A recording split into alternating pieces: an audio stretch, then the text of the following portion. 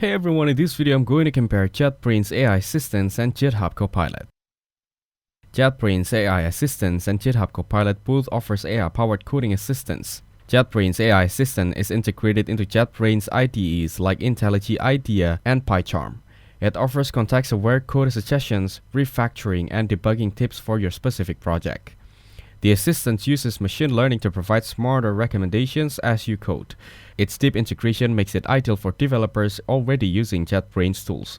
However, it's limited to JetBrains products and may not work with other platforms. It's perfect for developers who want tailored help within the JetBrains environment.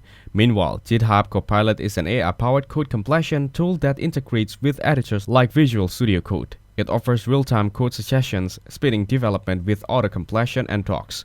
Built on OpenAI's Codex model, it supports a wide range of programming languages. While helpful, its suggestions are not always perfect and may require verification. Copilot works multiple IDEs, offering a versatility for developers using various platforms. It offers a free plan at $0, a Pro plan at $10 per month, and a Pro Plus plan at $39 per month.